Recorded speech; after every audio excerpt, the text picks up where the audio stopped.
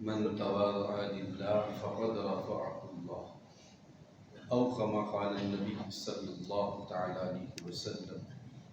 صدق رسوله النبي الأمين المكين الكريم، ونحن على ذلك لمن الشاهدين والشاكرين والحمد لله رب العالمين. مولاي صل وسلم دائما أبدا على حبيبك خير الخلق كلهم، هو الحبيب الذي ترجى شفاعته بكل هول من الأهوال المقتحم. يا ربي بالمصطفى بلغ مقاصدنا، يا ربي بالمصطفى بلغ مقاصدنا، يا ربي بالمصطفى بلغ مقاصدنا، واغفر لنا ما مضى يا واسع الكرم، واغفر لنا ما مضى یا واسع الکرم۔ انتہائی عقیدت و محبت کے ساتھ بارگاہ رسالت مآب صلی اللہ تعالیٰ علیہ وسلم نے اپنی عقیدت اور اپنے عقیدے کا اظہار کرتے ہوئے جس طریقے سے میں پڑھا ہوں بآواز بلند میرے ساتھ درود پاک کا نذرانہ عقیدت پیش کریں۔ الصلاۃ والسلام علیک یا رسول اللہ، الصلاۃ والسلام علیک یا حبیب اللہ، وعلی آلک واصحابک یا نور اللہ صلی اللہ تعالی علیہ وسلم۔ محترم سامعین، آج ماہ ذو الحجہ کی 27ویں تاریخ ہے، اور یہ وہ ایام ہے کہ جس میں ہم سب بالخصوص عادل الاصحاب، عز الاسلام، شوکت الاسلام، شأن الاسلام، خلیفہ دوم امیر المؤمنین سیدنا عمر فاروق اعظم رضی اللہ تعالی عنہ کا ذکر خیر کرتے ہیں اور اپنی محفلوں کو اور مجلسوں کو ان کے ذکر سے سجانے کی کوشش کرتے ہیں اور ان کی بارگاہ میں خراج محبت پیش کرتے ہیں۔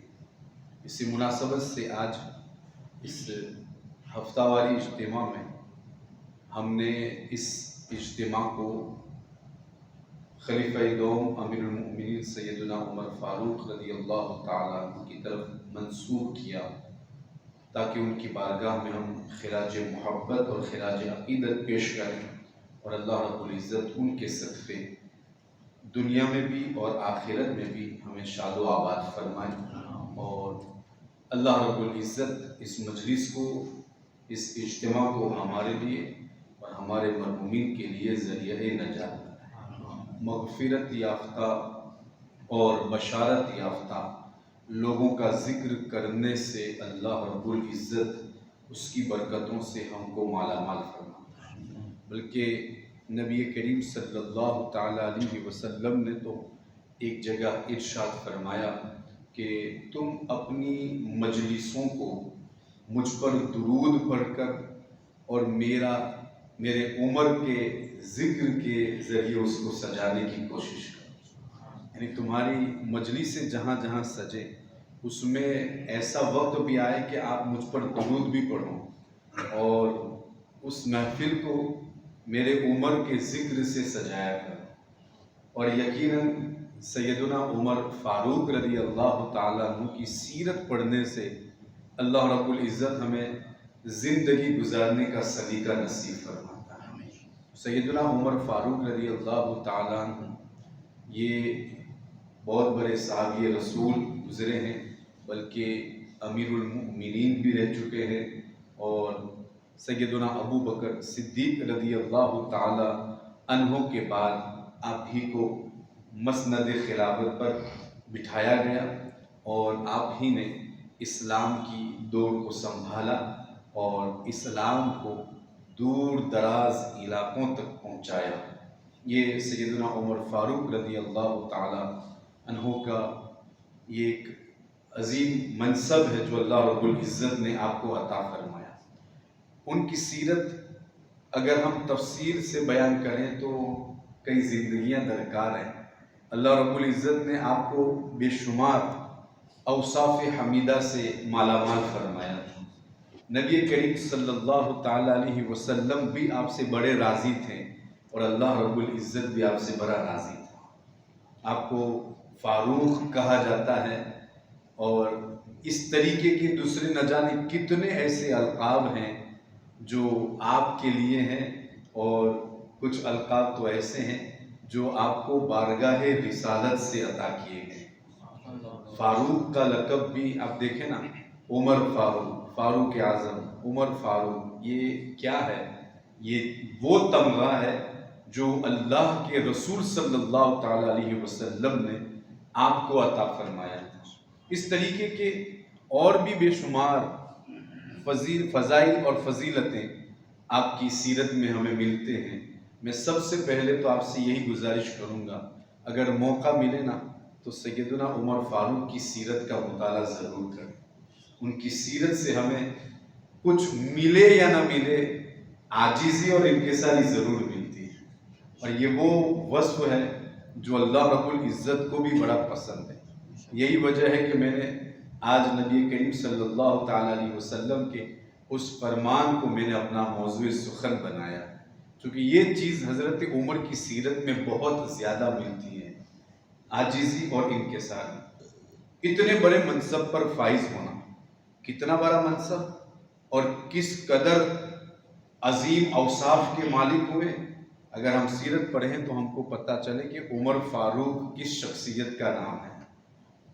اللہ رب العزت نے آپ پر کتنا کرم فرمایا، اللہ رب العزت نے آپ پر کتنا فضل فرمایا۔ اگر ان کی فضیلتوں کو بیان کریں تو ہماری زندگی تو ختم ہو سکتی ہے، عمر فاروق کی فضیلت ختم نہیں ہو سکتی، جن کا ذکر آسمانوں میں ہوتا ہوں، جن کا ذکر قرآن سے پہلے جو کتابیں آئیں اس میں ہوتا ہوں، جن کا ذکر خود میرے مصطفیٰ کریم کے لبوں پر ہوں، جن کے ذکر کے حوالے سے خود رب قدیر نے یہ اہتمام فرمایا۔ بلکہ روایتوں میں آتا ہے جنت میں ایک درخت ہے، اس پر جتنے بھی پتے ہیں ان سب پتوں پر لکھا ہے، کوئی پتا ایسا نہیں ہے کہ جو لکھاوٹ سے خالی ہوں اور اس پر یہ کتابت نہ کی گئی ہوں۔ اس میں ہر پتے پر لکھا ہے محمد اللہ کے رسول ہیں، ابو بکر صدیق ہے، عمر فاروق ہے، عثمان ذو النورین ہے، علی المرتضیٰ ہے۔ یہ نبی کریم صلی اللہ تعالیٰ علیہ وسلم کے فرمان سے ملنے والی ایک نبی کریم صلی اللہ تعالیٰ علیہ وسلم کے اس صحابی کے لیے ایک چھوٹی سی فضیلت ہے۔ اس طریقے سے اور بھی بہت ساری چیزیں اگر ہم ان کو پڑھیں نا تو دل باغ باغ ہو جاتا ہے، لیکن سب پر گفتگو ہو نہیں سکتی، اس لیے میں نے آج عاجزی اور انکساری کے حوالے سے کچھ گفتگو کرنے کا ارادہ کیا ہے۔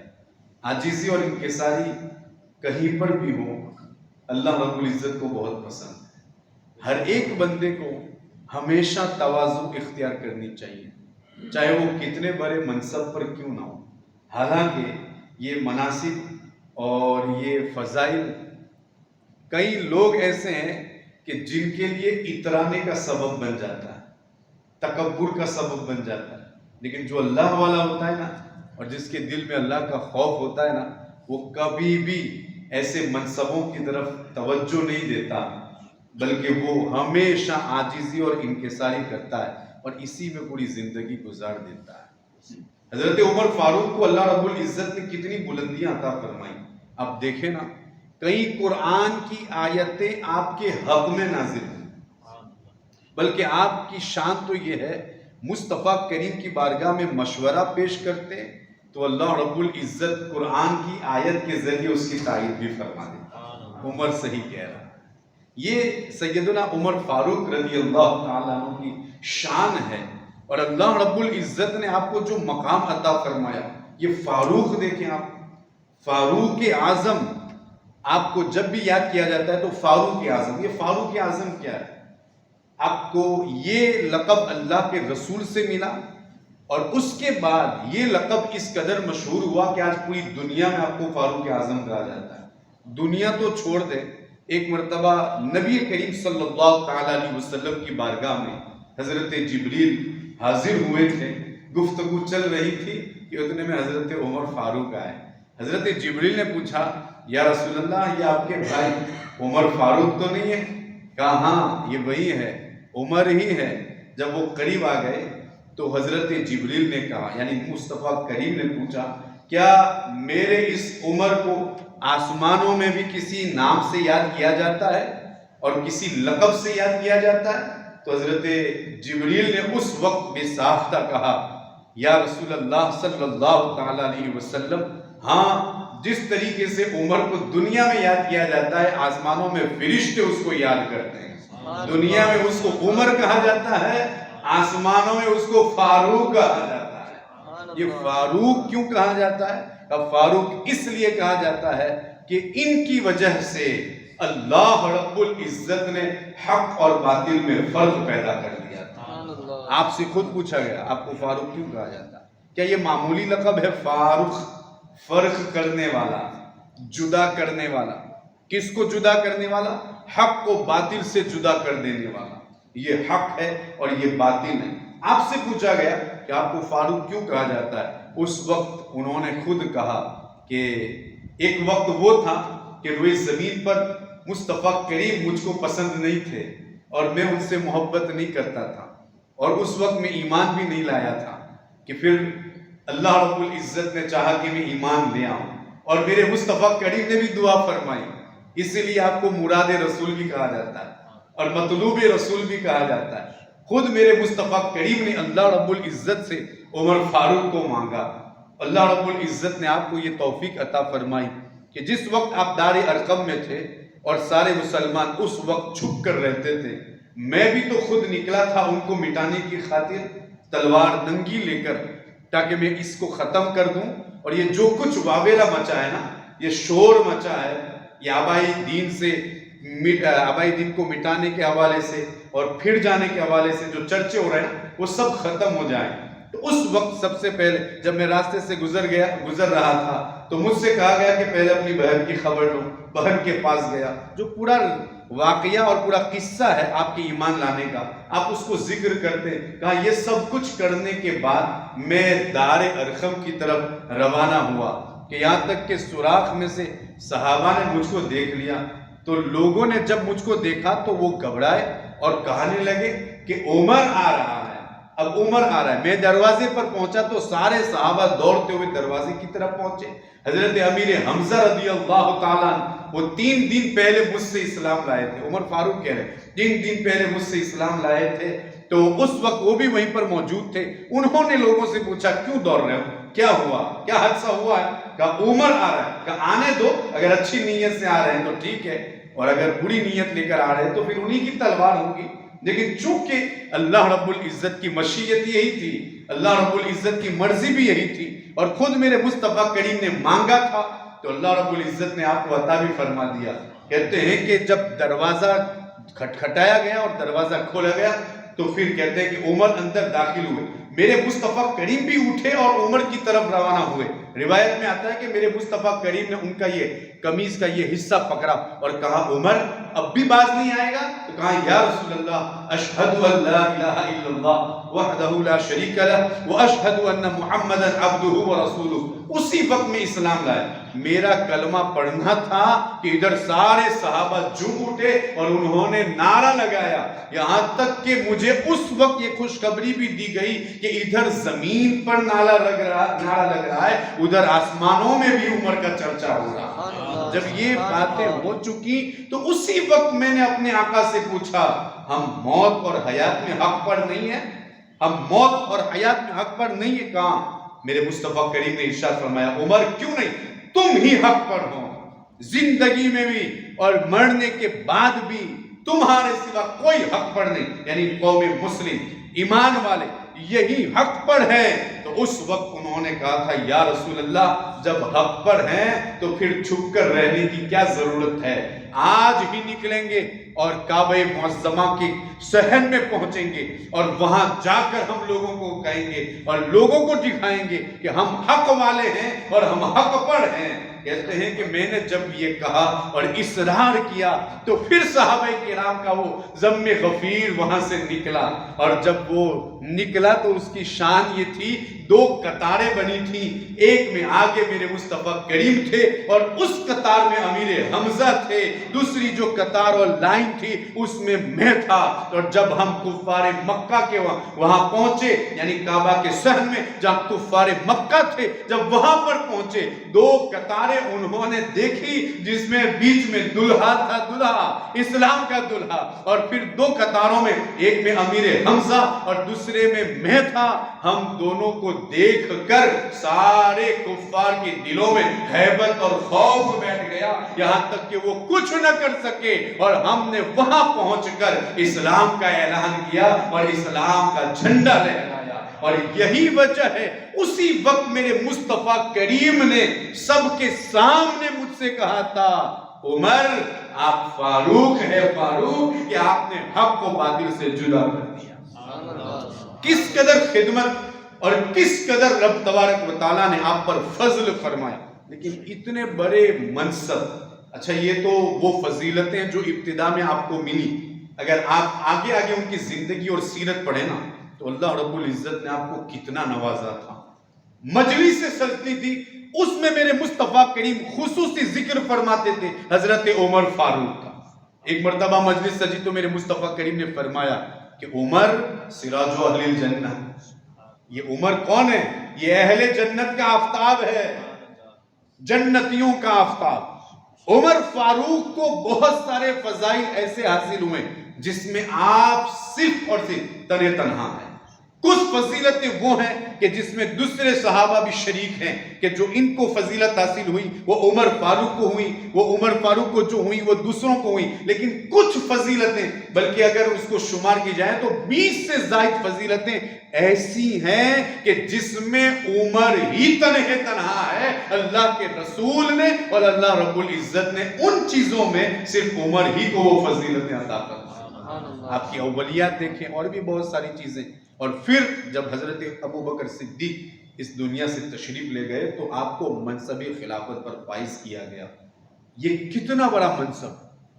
آج ہمارے یہاں اگر کوئی ایم ایل اے بن جاتا ہے یا پھر اس کے نیچے کام کرنا بھی نصیب ہو جاتا ہے نا تو ایسے اتراتا ہے نا، ایسے اتراتا ہے گویا کہ اب وہی سب کچھ ہے، اس کے علاوہ کچھ بھی نہیں۔ لیکن یہاں پر حضرت عمر فاروق، وہ عمر فاروق کہ جن کو امیر المؤمنین، مومنوں کا امیر کہا جاتا ہے، امیر المؤمنین، اتنے بڑے منصب پر فائز ہونے کے باوجود بھی اگر ہم اپنی زندگی، ان کی زندگی کو پڑھیں، ان کی زندگی کو دیکھیں نا تو سب سے زیادہ تواضع کرنے والے آپ نظر آتے ہیں۔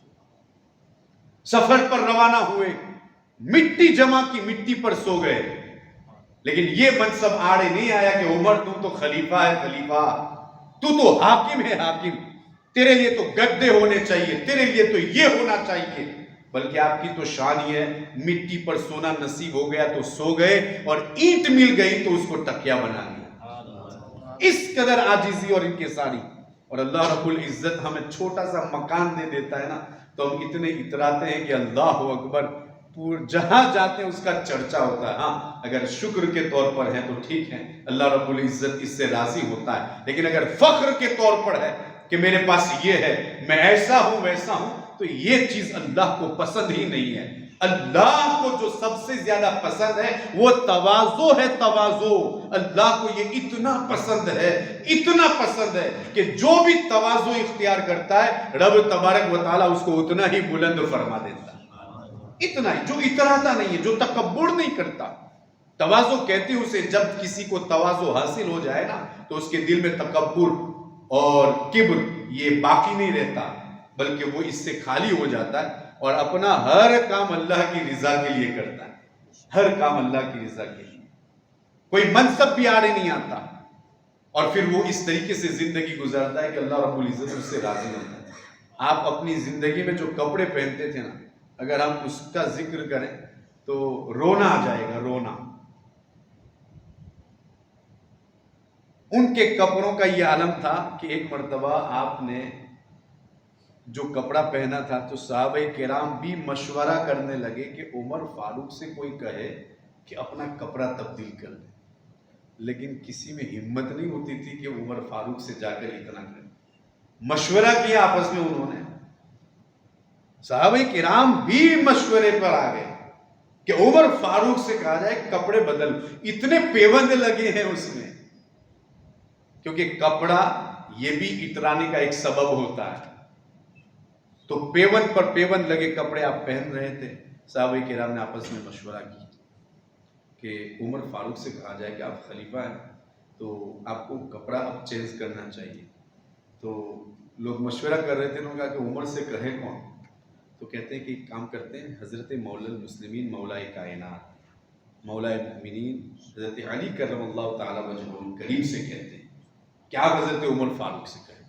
کہتے ہیں سب صحابہ کرام حضرت علی کرم اللہ تعالیٰ وجہہ الکریم کی بارگاہ میں گئے، کہا ہم اس لیے آئے ہیں۔ انہوں نے کہا میں نہیں کہوں گا، میں اس لیے نہیں کہوں گا، اگر شریعت کے خلاف کوئی بات ہوتی تو ابھی جا کر بول دیتا، لیکن یہ بات کپڑوں کی ہے تو کوئی بھی کر سکتا ہے، اس میں میری کوئی خصوصیت نہیں ہے، میں نہیں کہوں گا۔ پھر انہوں نے مشورہ دیا کہ ایک کام کریں، آپ حضرت عائشہ رضی اللہ تعالیٰ عنہ کے پاس جائیں۔ جتنے سارے صحابہ وہاں پر گئے، کہا کہ عمر فاروق سے آپ کہیں کہ کپڑا تبدیل کر لیں، پیون پر پیون لگے۔ حالانکہ یہ وہ شخصیت ہے کہ جن کے پیوند لگے کپڑے پر بھی ہماری جانیں قربان۔ کہتے ہیں کہ حضرت عائشہ سے کہا کہ عمر فاروق رضی اللہ تعالیٰ عنہ سے کہیں کہ آپ کپڑا تبدیل کر لیں، بہت پیوند لگ گئے۔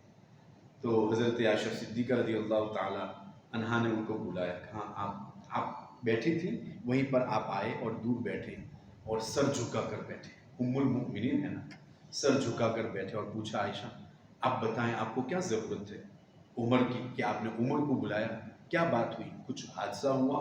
کہا حادثہ کچھ نہیں ہوا، ایک مشورہ صحابہ کرام کے درمیان ہوا تھا اور انہوں نے مجھ سے کہا ہے آپ کو بتانے کے لیے کہ آپ اپنا کپڑا تبدیل کر لیجیے، پیون پر پیون لگے ہیں تو آپ اپنا کپڑا تبدیل کر لیجیے۔ اس وقت حضرت عمر فاروق سر اٹھاتے ہیں اور پھر کہتے ہیں کہ مجھ کو وہ کپڑا دیجئے جو حضور علیہ الصلوۃ والسلام نے پہنا، جس پر پیوند نہ لگا۔ حضرت عائشہ صدیقہ خود رو پڑتی ہیں اور کہتی ہیں کہ خود میرے مصطفیٰ کریم نے بھی تو پیوند لگے کپڑے پہنے۔ تو یہ حضرت عمر فاروق رضی اللہ تعالیٰ عنہ کی عاجزی اور انکساری کہ کپڑوں پر پیوند لگے ہوتے ہیں، لیکن اللہ اکبر، اللہ رب العزت نے آپ کو ایک عظیم منصب عطا فرمایا۔ اگر چاہتے تو اچھے سے اچھا کپڑا بھی آپ پہن سکتے تھے، لیکن وہ چیز جو ذرہ برابر آپ کو آخرت سے دور کر دے وہ چیز آپ کو پسند نہیں تھی۔ آپ ہمیشہ تواضع اور انکساری کرنے والے تھے، آپ وہی کپڑا پہنتے تھے جس کی وجہ سے تواضع پیدا ہوتی تھی، اور صرف اسی لیے کہ اللہ رب العزت کو بھی یہ لباس بڑا پسند ہے۔ حضور خود فرماتے ہیں، حضرت عائشہ سے بتایا کہ عائشہ جب تک پیون پر پیون نہ لگے اس کپڑے کو پرانا نہ سمجھ۔ ہمارے یہاں ہوتا ہے نا کہ 2 ہفتے پہنے تو تیسرے ہفتے اس کو نکال دینا، اس کو پھینک دینا، اس کو کام میں نہ لانا، ایسا نہیں۔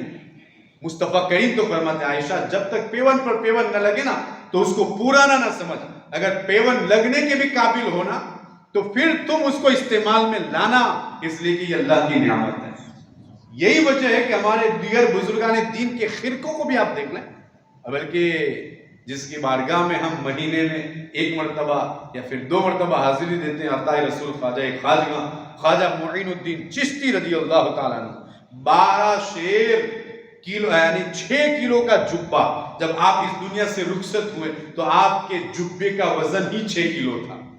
یہ کیسے ہوا تھا؟ کپڑا بھاری تھا، اس پر جواہرات لگے تھے، موتی لگے تھے؟ نہیں، پیوند پر پیوند لگنے کی وجہ سے آپ کا وہ جبہ اس قدر بھاری ہو گیا تھا، لیکن آپ نے اس کو پرانا نہ سمجھا، اس پر پیوند، اگر ٹاٹ مل گئی تو ٹاٹ لگا لیا، چمڑا مل گیا تو چمڑا لگا لیا۔ یہی وجہ ہے کہ وہ بہت بھاری ہو گیا اور آپ اسی کو پہنتے تھے، کیونکہ پتہ ہے لباس پاک اور صاف ہونا چاہیے، پیوند سے خالی ہو یا نہ ہو، اللہ رب العزت کو پاک صاف اور پرانا لباس بڑا پسند ہے جس میں تکبر پیدا نہیں ہوتا۔ یہی وجہ ہے کہ ہمارے ابتدا سے لے کر بلکہ میرے مصطفیٰ کریم سے لے کر جتنے بھی اللہ والے ہیں انہوں نے ہمیشہ یہی لباس اختیار فرمایا، اس لیے تاکہ اللہ رب العزت ان سے راضی ہو جائے، اور انہوں نے اس پر عمل کرتے دکھایا۔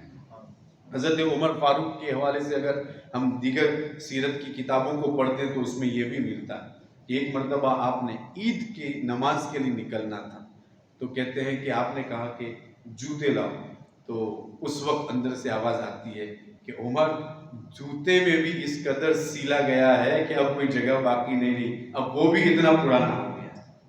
یہ حضرت عمر فاروق کی زندگی ہے، کتنی عاجزی اور انکسار ہے۔ بلکہ آپ تو ایک مرتبہ ہم سب کی زندگی کو سنوارنے کے لیے، ہماری تربیت کے لیے، ہماری تعلیم کے لیے کس قدر پیارا جملہ ارشاد فرماتے۔ ملک شام جب آپ نے سفر فرمایا، ایک جگہ ایسی آئی جہاں پر اونٹ کو پانی پلانا تھا، اور وہ بالکل شام سے بالکل قریب اور ایک شہر میں جس کو فتح کیا گیا تھا۔ تو کہتے ہیں کہ جہاں تالاب آیا، جہاں پانی جمع تھا، انہوں نے اپنے موزے نکالے اور اس کو کندھے پر رکھ لیے، اور پھر اپنا یہ کپڑا اوپر کیا اور اونٹ کو پانی پلانے کے لیے نیچے جھکایا اور اس کو پانی پلانے لگے۔ تو حضرت ابو عبیدہ بن الجراح وہ ساتھ میں تھے۔ ابو عبیدہ خود بڑے سادہ آدمی تھے، یہ وہ سادگی رکھنے، سادگی اختیار کرنے والے کہ جن کی سادگی پر خود حضرت عمر فاروق نے آنسو بہائے تھے۔ یہ اس وقت کہتے ہیں، دیکھیں کس قدر عاجزی اور انکساری ہوگی۔ کہتے ہیں کہ ابو عبیدہ بن جراح انہوں نے کہا کہ حضور آپ کی یہ حالت شہر والوں کے نزدیک مجھ کو پسند نہیں ہے کہ آپ یہ کام کریں کہ شہر والے اس کو دیکھ لیں تو پھر وہ کیا کہیں گے، اور پھر وہ کیسا کہیں گے اور کیا سوچیں گے آپ کے بارے میں، اس لیے میں چاہتا ہوں کہ آپ یہ کام نہ کریں۔ آپ نے اپنا سر اٹھایا اور کہا کہ ہم لوگ کننا اذل القوم، ہم قوم میں سب سے زیادہ ذلیل تھے، ہمیں عزت ملی ہے تو صرف اسلام سے ملی ہے۔ ابو عبیدہ بن جراح مجھ کو بتاؤ، تم یہ بات کر رہے ہو کہ ان کو کیا اچھا لگے گا اور وہ کیا سوچیں گے؟ انہیں جو سوچنا ہے سوچے، اور ان کو جو کہنا ہے کہے۔ عمر وہی کرے گا جو اللہ رب العزت کو پسند ہے۔ ہم ذلیل قوم تھے، ہم کو عزت اگر ملی ہے تو مذہب اسلام کی وجہ سے ملی ہے، اور ہم ان کافروں کی سوچ کی بنیاد پر اور ان کے لفظوں کی بنیاد پر ہم اپنی زندگی کا رویہ بدل دیں، اپنی زندگی کو تبدیل کر دیں اور عزت طلب کریں اس چیز میں جو اسلام کے علاوہ میں ہو۔ سنو ابو عبیدہ، سنو، اسلام کے علاوہ میں اگر کوئی عزت طلب کرتا ہے اللہ رب العزت اس کو عزت نہیں دیتا، اس کو ذلیل کر دیتا ہے، اور جو اسلام میں عزت طلب کرتا ہے اللہ رب العزت اس کو بلند فرما دیتا ہے۔ حالانکہ ابو عبیدہ بن جراح خود سادہ آدمی تھے۔ حضرت عمر فاروق کی یہ بھی عادت تھی کہ وہ وقتاً فوقتاً جس طریقے سے رعایا کی خبر لیتے تھے وہ گورنروں کی بھی خبر لیا کرتے تھے۔ جب ملک کے شام پہنچے تو وہاں کا جو علاقہ تھا وہ بڑا زرخیز تھا، اور لوگوں کے یہاں اشیاء کی فراوانی تھی اور بہت ساری چیزیں مہیا تھی جو دوسرے علاقوں میں نہیں تھی۔ اس علاقے کو دیکھ کر حضرت عمر فاروق کو خود بے چینی ہو گئی کہ ذرا دیکھیں کہ یہاں رعایا کا یہ عالم ہے، تو پھر کہیں پر گورنر تو اس دنیا سے چونکہ دنیا میں نہیں گر گیا ہے، اس کی محبت ان کے دل میں پیدا نہیں ہو گئی اور آخرت سے کچھ غفلت تو نہیں برتتے۔ کہتے ہیں کہ انہوں نے جب یہ سوچا تو پھر انہوں نے دیکھنا چاہا کہ ابو عبیدہ بن جراح کا کیا حال ہے۔ تو کہتے ہیں کہ ابو عبیدہ میں تمہارا گھر دیکھنا چاہتا ہوں، مجھے تمہارے گھر کا مہمان بننا ہے۔ ابو عبیدہ بن جراح نے کہا حضور کیا کہیں گے اور کیا کریں گے میرے گھر آ کر، آپ نہ آئیں تو بہتر ہے۔ اب حضرت عمر فاروق کی تو طرف اور بڑھی، کیوں منع کر رہے ہیں؟ کہیں ایسا نہ ہو کہ میں دیکھ لوں اور وہ اچھے میں رہتے ہوں، اچھا گھر ہو اور وہ مجھ کو دکھانا نہیں چاہتے۔ پھر کہا نا میں تو آؤں گا۔ کہا حضور آنکھ سے آنسو کے علاوہ کچھ حاصل نہیں ہوگا۔ کہا نہیں میں تو آؤں گا۔ جب بہت بڑا اصرار کیا تو کہتے کہا حضور تشریف لے جائیں۔ حضرت عمر فاروق حضرت ابو عبیدہ بن جراح کے ساتھ پہنچے تو ایک چھوٹی سی جھونپڑی تھی، اس میں داخل ہوئے جس میں کچھ نہیں تھا، ایک مصلی تھا، ایک مصلی تھا، اس کے علاوہ کچھ نہیں۔ نظر ہی نہیں آ رہا تھا۔ تو حضرت عمر فاروق رضی اللہ تعالیٰ عنہ نے ابو عبیدہ بن جرح سے پوچھا کہ ابو عبیدہ تمہارا بستر کہاں ہے؟ کہا یہی مصلی میرا بستر ہے، رات میں نماز کے لیے کھڑا ہوتا ہوں، جب تک طاقت رہتی ہے نماز پڑھتا ہوں، پھر اسی پر آرام کر لیتا ہوں۔ یہ ان کی سادگی بیان کر رہا ہوں جو حضرت عمر کے نیچے ہے، اور حضرت عمر کی خلافت میں ان کے گورنر ہیں، حضرت عمر فاروق رضی اللہ تعالیٰ عنہ کے گورنر ہیں، ان کی حکومت کے گورنر ہیں، بس اسی پر آرام کر لیتا ہوں، یہی میرا مصلی ہے جس پر میں نماز بھی پڑھتا ہوں، میں آرام بھی کرتا ہوں۔ کہا ابو عبیدہ کھاتے کیا ہو؟ تو آپ نے اوپر ہاتھ کیا نا، تو اوپر ایک کٹورا رکھا تھا جس میں روٹیاں بھیگی ہوئی تھی پانی میں، کہا اسی کو کھا لیتا ہوں۔ کہا اس کو کھاتے ہو؟ کہاں چونکہ مجھے وقت نہیں ملتا، میں روٹیاں بنا لیتا ہوں کسی کے پاس، جب روٹیاں بنتی ہیں جب تک وہ کیا کہتے ہیں کھا سکتا ہوں، نرم رہتی ہیں تو کھاتا رہتا ہوں، اور جب وہ کڑک ہو جاتی ہے تو پانی میں بھگا دیتا ہوں پھر کھاتا ہوں۔ حضرت عمر فاروق روتے ہیں اتنا روتے ہیں، ہچکی بن جاتی ہے، اور پھر آپ کہتے ہیں کہ ابو عبیدہ دنیا کی رنگینیوں نے آپ کو نہیں بدلا، آپ کو نہیں بدلا۔ یہ ان کی سادگی کا بیان اور ان کی سادگی کی یہ باتیں، تو آپ اندازہ لگائیں کہ حضرت عمر فاروق کتنے سادہ ہو۔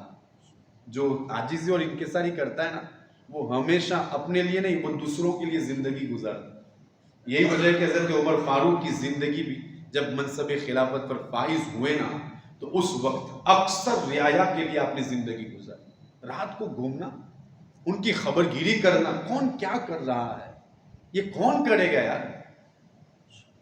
ایک ایم ایل اے کے بغل میں رہنے والے کا پتہ اس کو نہیں ہوتا، لیکن عمر یہ کہتے ہیں، دیکھیں ان کی تواضع، کہ یہ سب کوششیں اس لیے کی جا رہی ہیں، مجھے اس بات کا خوف ہے کہ دور دراز علاقے میں اگر بکری کا بچہ بھی مر گیا نا بھوک سے، تو کل میدان قیامت میں اللہ مجھ سے پوچھے گا کہ عمر یہ کیا کیا تھا۔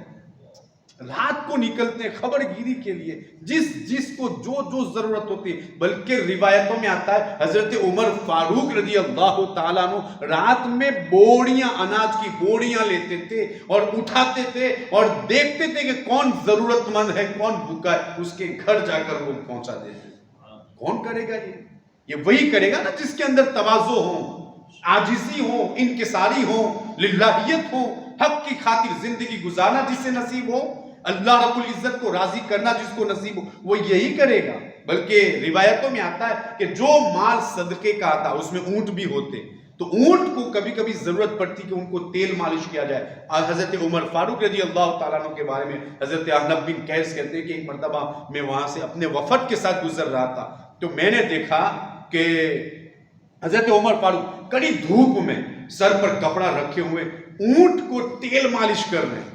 تو ہم نے کہا کہ یہ صدقے کے مال ہیں، امت کے لیے ہیں، تو اے وفد آؤ نا ہم بھی اس میں کچھ ہاتھ بٹاتے ہیں تاکہ ہمارا بھی اس میں حصہ ہو جائے۔ جب ہم وہاں پر پہنچے تو میں نے حضرت عمر فاروق سے کہا، عمر آپ تو خلیفہ ہیں اور آپ تو حاکم ہیں، آپ کچھ افراد کو متعین کیوں نہیں کر لیتے اس کام کے لیے، اور کچھ خادم جو آپ کے ہیں اس کو کیوں نہیں کر لیتے اور ان کو کیوں نہیں کہہ دیتے تاکہ وہ اس کام کو کر لیں۔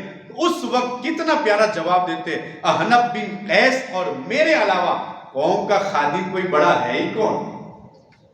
ہم دونوں سے بڑھ کر قوم کا خادم کون ہے؟ ہم خلیفہ ہوئے ہیں، ہم حاکم ہوئے ہیں، تو یہ خلیفہ اور حاکم نہیں بلکہ ہمیں اللہ رب العزت نے قوم کا خادم بنایا۔ تو آج ان کی یہ سیرت ان لوگوں کے لیے بھی بڑی درس فراہم کرتی ہے جو منصب پر فائز ہوتے ہیں، چاہے وہ کسی بھی منصب پر ہو، تولیت کا منصب ہو، چاہے کوئی بھی منصب ہو، کہ وہ قوم کا خادم ہوتا ہے، وہ ان کی خبر گیری کرنے والا ہوتا ہے۔ یہی وجہ ہے کہ حضرت عمر فاروق رضی اللہ تعالیٰ عنہ ایک ہاتھ میں بوڑی اٹھاتے تھے، ایک ہاتھ میں تیل لیتے تھے اور اس کے گھر جاتے تھے جس کے گھر میں کھانا پہنچا نہیں ہوتا اور بھوک کی وجہ سے بچے روتے ہوتے، اور وہ ضرورت مند تلاش کرتا اور پھر انتظار میں رہتا تھا کہ کہیں سے کھانا ہو جائے، کھانا نصیب ہو جائے۔ ان کے گھروں میں حضرت عمر فاروق خود جا کر کھانا دیتے تھے، کھلاتے تھے، ان کو تسلی دیتے تھے۔ اور پھر ہم نے ایک روایت تو سنی اور برسوں سے سن رہے ہیں کہ حضرت عمر فاروق نے خود اپنے ہاتھ سے اس گھر میں جا کر آٹا گھونڈا بھی ہے اور بچوں کو کھلایا بھی ہے اور پھر ان کو راضی کر کے اپنے گھر کی طرف روانہ ہوا۔ یہ حضرت عمر فاروق کی سادگی ہے۔ اگر اس سادگی پر بھی اگر بہت کچھ بولا جائے تو اس کے لیے کئی وقت درکار ہے۔ اس اجتماع کا اور آج کی اس محفل کا سب سے بڑا درس یہ ہے کہ ہم سب کو اللہ رب العزت کی بارگاہ میں تواضع اور انکساری اختیار کرنی چاہیے، اس لیے کہ جو بندہ تواضع اختیار کرتا ہے اللہ رب العزت اس کو رفعتیں عطا فرماتا ہے۔ اگر کسی کو بلند ہونا ہو اور کسی کو بڑی عزت حاصل کرنی ہو تو پھر تکبر سے وہ عزت ملنے والی نہیں، فخر اور غرور سے وہ عزت ملنے والی نہیں۔ میرے مصطفیٰ کریم کا یہ فرمان ہمارے لیے بس کافی ہے، من تواضع للہ فقد رفعہ اللہ، او کما قال النبی صلی اللہ تعالی علیہ وسلم، کہ جس نے اللہ کے لیے تواضع اختیار کی اللہ رب العزت اس کو بلند فرما دے۔ ہمارے یہاں تو چھوٹی چھوٹی باتوں پر جھگڑے ہو جاتے ہیں، مثلا ایک دو باتیں پیش کروں، شادی میں پہنچے کرسی نہ ملے تو ہم تو وہاں جھگڑا شروع کر دیں، مجھ کو کرسی نہیں دی، مجھ کو یہاں بٹھایا گیا، مجھ کو وہاں بٹھایا گیا۔ یہ وہ باتیں ہیں جو ہمیں بدامنی کی طرف لے جاتی ہیں، لیکن اگر وہی بندہ تواضع اختیار کرتا ہے اور اس طریقے سے انکساری سے کام لیتا ہے تو پھر وہاں جھگڑے نہیں ہوتے، فساد بھی نہیں ہوتا، وہاں ماحول یہ ہوتا ہے کہ اس بندے سے اللہ راضی ہوتا ہے اور وہاں جتنے بھی ہوتے ہیں سب اس کی عزت کرتے ہیں۔ تو یہ آج کی اس محفل کا درس اور یہ تعلیم ہے کہ اللہ رب العزت سے دعائیں بھی مانگیں، دعائیں کریں کہ اللہ رب العزت ہمیں تواضع والی زندگی عطا فرمائے، جو ہمارے بزرگان دین کا ان کی سیرت کا ایک عظیم حصہ رہا ہے کہ جس کو اللہ رب العزت خوب پسند کرتا ہے، بہت پسند کرتا ہے، اتنا پسند کرتا ہے کہ جب کسی میں تواضع آ جاتی ہے تو اللہ رب العزت اسی تواضع کے صدقے اس کے لیے جنت کا اعلان کرتا ہے کہ تو نے میرے لیے دنیا میں تواضع اختیار کی، اب میں اپنے ذمے پر لیتا ہوں اور میرا یہ حق ہے کہ میں تمہیں جنت میں اعلیٰ درجہ عطا فرماؤں۔ اللہ رب العزت سے دعائیں مانگی کہ رب قدیر ہم سب کو عاجزی اور انکساری والی زندگی عطا فرمائے، فخر، غرور، تکبر، بغض، حسد، کینہ، ان تمام بری باتوں سے ہماری حفاظت فرمائے اور تواضع عطا فرمائے ہمیں بھی اور ہماری نسلوں کو بھی۔ اللہ رب العزت سب سے پہلے مجھے اس پر عمل کی توفیق عطا فرمائے اور جن احباب نے اسے سنا ہے یا سننے والے ہیں انہیں بھی اللہ رب العزت تواضع کی عظیم دولت عطا فرمائے۔ السلام علیکم ورحمۃ اللہ وبرکاتہ۔